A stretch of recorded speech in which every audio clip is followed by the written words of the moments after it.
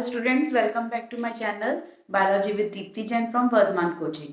तो आज हम यहाँ पे डिस्कस करेंगे टॉपिक एनवायरनमेंट। ऑर्गेनिज्म पॉपुलेशन का टॉपिक है एनवायरनमेंट। तो एनवायरनमेंट हम किसको बोलते हैं कि जो हमारे चारों तरफ सराउंडिंग होती है, जिसमें कि बायोटिक और फिजिकल कंडीशंस दोनों आपस में इंटरेक्ट होती हैं, एक दूसरे को इन्फ्लुएंस करती हैं। तो उस कंडीशन को, उस रीजन को हम क्या बोल देते हैं? एनवायरनमेंट। तो हम डेफिनेशन बोल सकते हैं इसकी, it is refer to as a sum total of the physical, all the physical and biotic condition which influence the organism in terms of survival and the reproduction. जब फिजिकल और biotic organism, biotic conditions आपस में influence होके एक organism को उसके survive होने के लिए और उसके रिप्रोड्यूस होने के लिए उसको कंडीशंस प्रोवाइड कर रही है, इन्फ्लुएंस कर रही है, तो वो जो रीजन है वो या उसको टर्म को हम क्या बोल देते हैं? एनवायरनमेंट।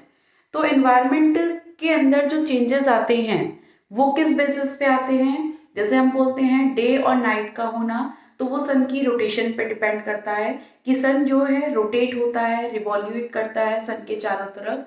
तो उसके बेसिस पे डे एंड नाइट होते हैं, सीजन्स क्रिएट होते हैं। और सीजन्स में वेरिएशन होने से, सीजन में टेम्परेचर की वेरिएशन होने से, सनलाइट के वेरिएशन होने से क्या होता है? सीजन फॉर्म हो रहे हैं और उनके वेरिएशन होने से ऑर्गेनिज्म पे इफेक्ट आता है, बायोटिक और फिजिकल। जैसे कि टेम्परेचर चेंज होगा, सीजन चेंज होंगे, उससे क्या होगा? बायोटिक ऑर्गेनिज्म यानी कि बायोटिक फैक्टर यानी कि ऑर्गेनिज्म के ऊपर इफेक्ट आता है। वो उनके अंदर अपने आप को एडेप्ट करने के लिए अपने अंदर कुछ चेंजेस लाते हैं, या जो उस कंडीशन में अडेप्ट हो जाता है वो सरवाइव कर जाता है, जो उस कंडीशन में अडेप्ट नहीं कर पाता वो सरवाइव नहीं हो पाता है।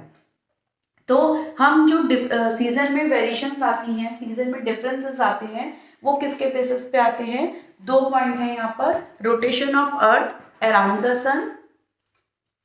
फर्स्ट हो गया rotation of the earth around the sun, और tilting of the earth on its axis. वो किस तरीके से टिल्ट हो रही है और किस तरीके से वो रोटेट कर रही है, उनके बेसिस पे सीजन्स क्रिएट होते हैं।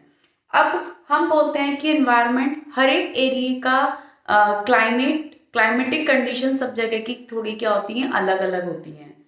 एक एरिया का, एक कंट्री का एनवायरमेंटल कंडीशंस हम बोल सकते हैं लगभग सेम है, लेकिन उनकी क्लाइमेटिक कंडीशन जो है वो क्या होती रहती है? जो है चेंज होती रहती है।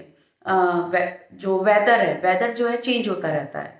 तो क्लाइमेटिक तो इसमें जो है एनवायरमेंटल कंडीशंस के बेसिस पे, क्लाइमेटिक कंडीशंस के बेसिस पे क्या फॉर्म्ड होते हैं? बायोम्स फॉर्म्ड होते हैं। तो बायोम्स हमने बोला था कि एक लार्ज एनवायरमेंटल रीजन्स है जिसमें कि फौना फ्लोरा आपस में क्या है? अटैच्ड हैं, है ना।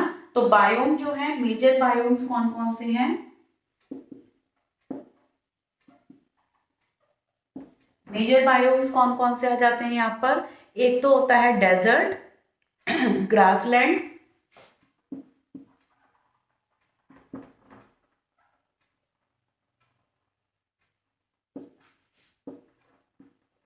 Rain forest. ठीक है, कौन कौन से हो गए? Desert, grassland, rain forest and tundra. ये चार जो हैं, ये क्या है? मेन मेजर बायोम्स हैं, जो सबसे मोस्टली जो बड़े हैं बायोम्स, वो हमारे कौन से हैं? चार हैं, desert, grassland, rain forest and tundra. तो इनका जो फॉर्मेशन होता है डिफरेंट बायोम्स का, वो किसके बेसिस पे होता है?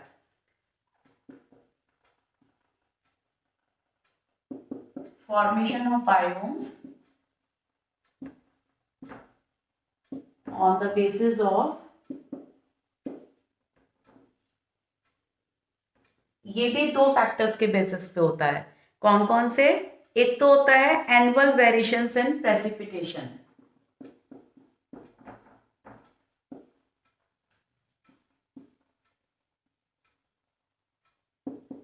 Annual variation in precipitation,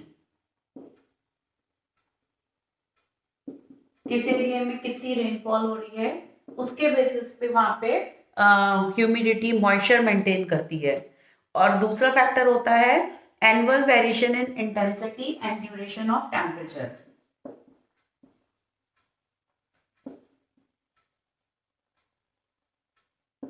annual variation in intensity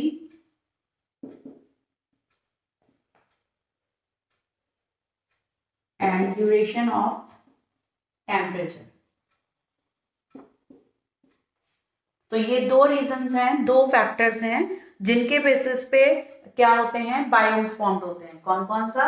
annual variation in precipitation और annual variation in intensity and duration of temperature. तो इनके बेसिस पे जैसे किसी बायोम का टेम्परेचर ज्यादा है तो वहां की कंडीशंस, वहां का क्लाइमेट अलग हो गया, वहां पे मिलने वाले जो ऑर्गेनिज्म होंगे, फ्लोरा और फौना होंगे, वो अलग होंगे। अगर किसी एरिया का टेम्परेचर कम है तो वहां का फ्लोरा और फौना क्या हो गया, अलग हो गया। वहां पे प्रेसिपिटेशन, अब जैसे डेजर्ट है, डेजर्ट में प्रेसिपिटेशन रेट कम होती है और टेम्परेचर क्या होता है, हाई होता है ना। या हम किसी हिली एरिया पे जाएंगे तो हिली एरिया पे क्या होगा, टेम्परेचर कम हो जाएगा। तो उसके बेसिस पे वहां पे वेजिटेशन और उनके जो वहां पे एनिमल्स हैं, ऑर्गेनिज्म हैं, वो क्या होते हैं, अलग अलग टाइप के होते हैं। तो इसके बेसिस पे हम इन दो रीजंस के बेसिस पे क्या करते हैं, बायोम्स का फॉर्मेशन देख सकते हैं कि इन दो फैक्टर के बेसिस पे बायोम्स फॉर्म्ड होते हैं।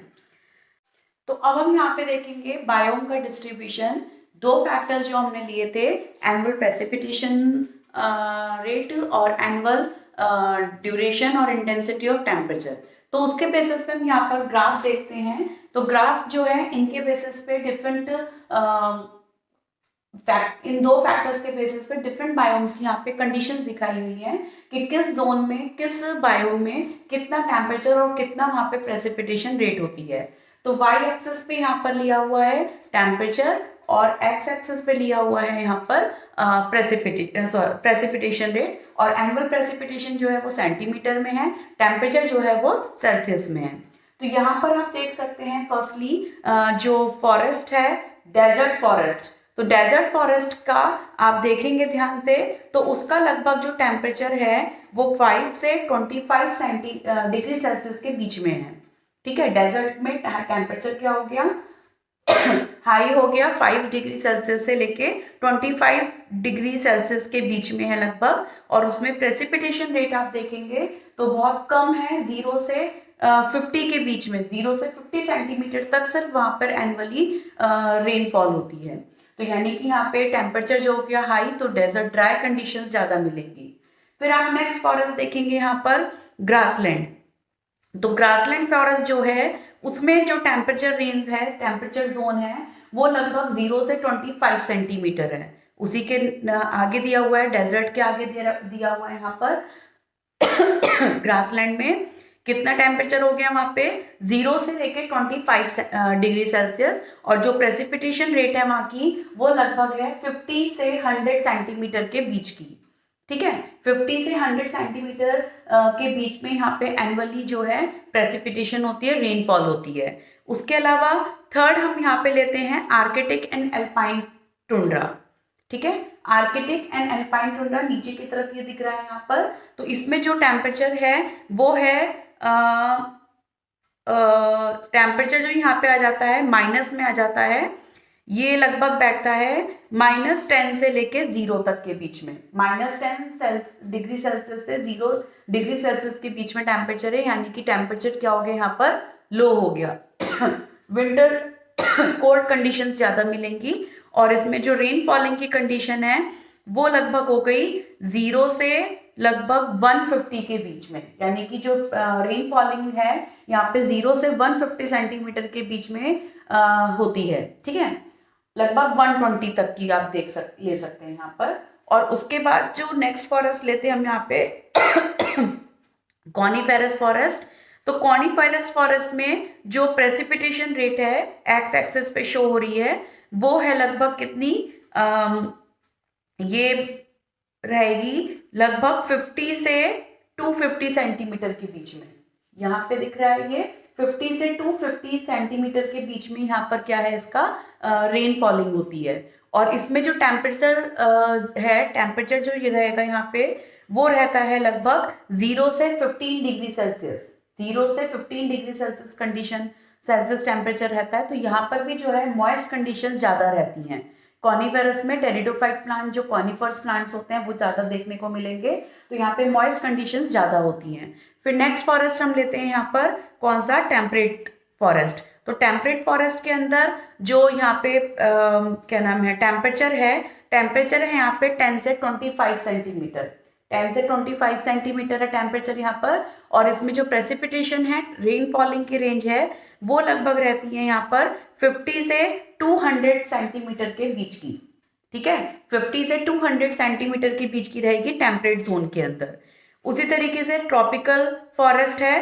ट्रॉपिकल फॉरेस्ट में प्रेसिपिटेशन जो रेट है सबसे हाई है, 150 से लगभग 400 या 450 के बीच की रेंज है यहाँ पर। सबसे ज्यादा जो रेन फॉलिंग है वो कहाँ पर हो रही है, ट्रॉपिकल फॉरेस्ट में। और यहाँ पे जो टेम्परेचर जोन है, टेम्परेचर की रेंज है वो लगभग 20 से 25 सेंटीमीटर है। तो टेम्परेचर भी हाई है और रेन फॉलिंग भी हाई है। तो मॉडरेट जोन आ जाते हैं ट्रॉपिकल और टेम्परेट जोन में। तो वेजिटेशन यहाँ पे बहुत अच्छा देखने को मिलता है।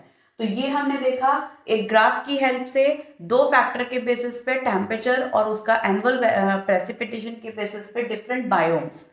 कितने बायोम्स हमने यहाँ पे देख लिया, एक तो हो गया desert, grassland, arctic alpine, coniferous, temperate और ट्रॉपिकल।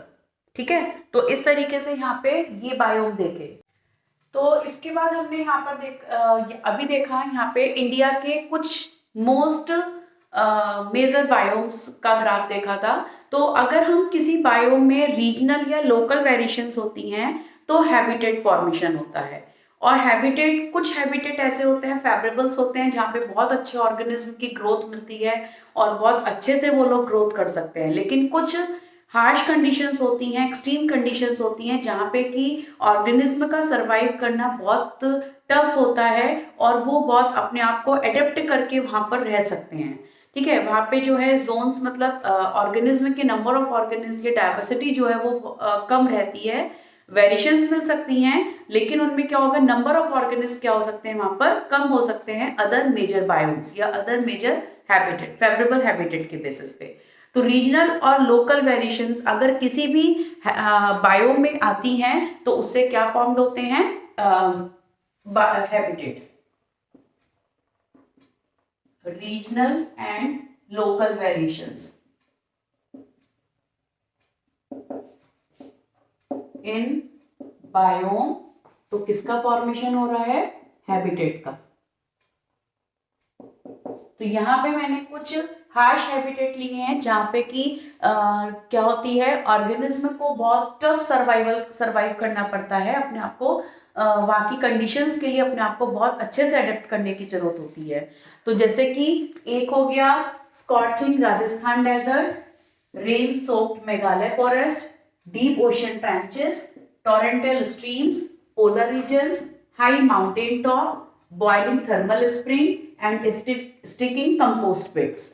तो ये कुछ हार्श कंडीशंस के बायोम्स हैं जहाँ पे कि ऑर्गेनिज्म को अपने आप को सरवाइव करने के लिए बहुत ज्यादा एडेप्टेशन की जरूरत होती है। अब जैसे आप पोलर रीजन देखेंगे तो पोलर रीजन में बहुत लो टेम्परेचर होता है, तो वहाँ पे जैसे पोलर बियर हो गया तो वो अपने आप को एडेप्ट करता है, अपने अंदर चेंजेस इस तरीके से लाता है कि वो वहाँ पर सर्वाइव कर सके।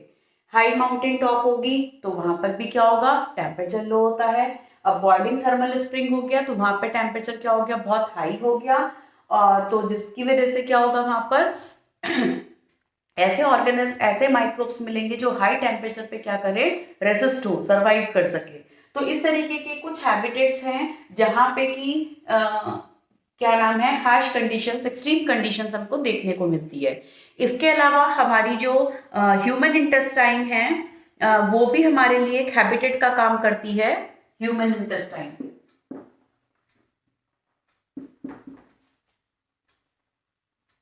जहां पे कि 100 ऑफ माइक्रोब्स रहते हैं।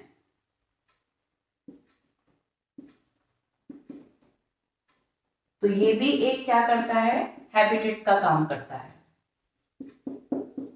ठीक है, तो ये यहाँ पे हमने देखा एनवायरमेंट्स के बारे में, एनवायरमेंट के बेस उस पे, कंडीशंस के बेसिस पे बायोम्स पढ़े हैं।